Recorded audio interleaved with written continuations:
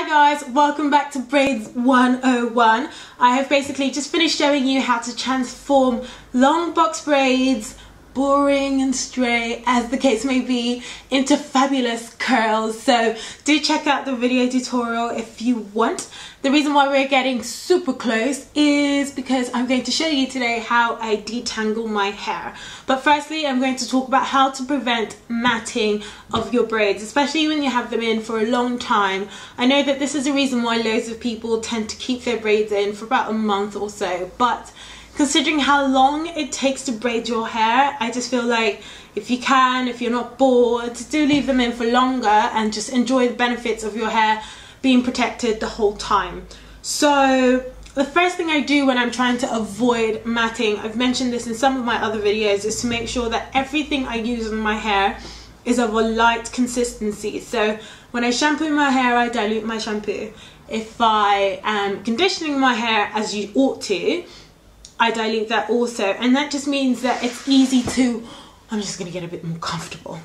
It's easy to wash this out of your hair. You know, you don't want anything sticking to your roots and stuff. So that's just literally it. That's how I avoid matting. I think that it's inevitable to get a degree of matting because if you have your hair in for a long time, you will have shed hair collected. And shed hair is just basically like the natural renewal of the hair, the growth cycle, blah blah blah. I'm sure you've heard all of that before, so you know what shed hair is. But if you remember that the average human sheds in the region of about 80 to 100 hairs a day, and if you have your braids in for about 4 months like me, come on, you're going to have loads of shed hair.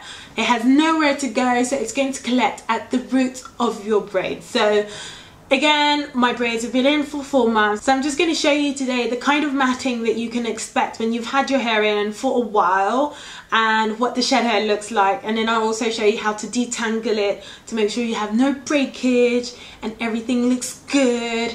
As I've probably mentioned, the reason why I'm doing this entire braid series 101 is because I haven't had time to film my number of requests that I've had about the whole braids thing. So today is the day I'm taking my braids out, and I've basically run through everything from the reason why you should get braids to how to style braids and how to do the style. So now this is, I think, probably the second to the last or third to the last installment, detangling your hair. One of the reasons why knowing how to handle matted hair or shed hair from the roots of your braids is because when you're trying to keep your braids fresh, and as I mentioned in my last video, you want to refresh the perimeter. If you've had your braids in for about a month or 2 months, you will notice that when you take them out to redo them, there will be some matting at the end. So I'm just going to show you how you can handle that.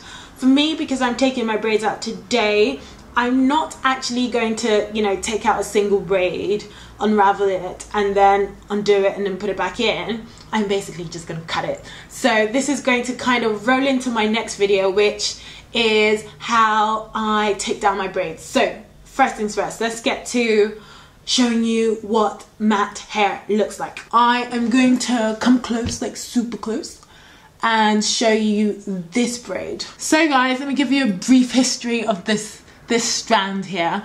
This has definitely been in for 4 months. It's not been taken out and redone, hence the reason why the roots are so super like long, and then you have the braid starting from there. But if you contrast it with the front, which is still quite messy to be honest with you, or okay, if you contrast it with that, which I've redone, you can see that's slightly neater than this one. Just to backtrack a little, the things that you'll need to detangle your hair are, you need a moisturizing leave-in conditioner, again as light as possible, but something that will give you a lot of slip so that you can easily slide out the shedded hair. And for me, I just need scissors also, and you will need something to undo your braids, but I'm just going to be ghetto and use a pen, like a biro. I've always used a biro. It's just sometimes I even use a biro to do my hair. Anyone else, or is it just me? Anyway, okay, so I'm gonna get into it.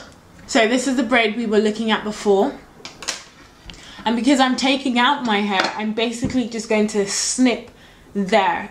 I can tell that my hair is only about as long as from there to there, so I'm just going to snip it here. Snip. Okay, so that's what that looks like. But if your hair, obviously if you're not taking down your hair, you just need to unravel each single plait properly so that you can reuse the braid. Okay, so now I'm just going to undo it.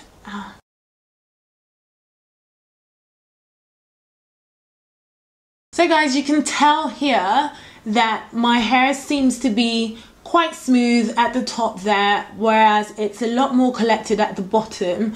So I'm gonna try and get up close so you can see. That's all the shed hair, and you can probably, it looks a bit dirty, but obviously it's time for the hair to come out. So that's what the shed hair looks at the bottom. At this point, you just get your braid spray and you spray it on there. Try and drench the roots, and then you could also put it all the way down. I like to work it in as well. If I have time, I leave it in for quite a few seconds for it to get in. And then literally, just very gently, I start separating the hair from the roots. I hope you can see, I'm sorry if it's not very clear. Holding onto the matted section and pulling everything out from the roots. There we go, my hair is a bit dirty. It's been about a week or so since I've washed it last. You guys know how I feel about washing hair, so this is natural, guys. Remember, my hair's been in for a couple of months, so it will collect dust and everything, so that's to be expected, and I'm pretty sure that will be the same when you're taking your braids out too. So I'm just going, as you can see, the hair's already starting to slide down, and you just have to be very careful. I think this is the reason why when I'm taking my braids, I just make so much time. Like, the entirety of my Saturday is dedicated to taking these braids out, which is quite sad, but it needs to be done. And that is what already, that's the amount of shed hair that I've brought out. I hope you can see it. It's a bit gross. Okay, so I'm like almost done with that section. And keep going. As you can see, that's how much hair is collected on my hands as well, my fingers. Ow, I've got cramps. Oh my gosh. Okay. And that's it.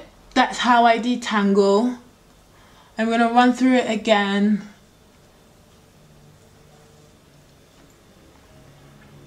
Taking out some more hair. Hasn't my hair grown, guys? Remember when I first big chopped, or when I did my second big chop last year around about August, it was a lot shorter than this. Okay, so that's it. My hair is fully detangled.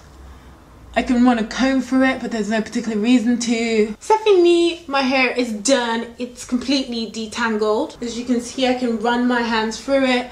There isn't any collection at the bottom. So it's a lot like nicer. Anyway, so I'm now going to head off and film the next in the series, which will be about how to take down your braids. I hope this how to detangle hair has been very useful. If it has, please let me know below, comment, like, subscribe, share, all of that good stuff, and I will see you in the next video. Thanks guys, bye.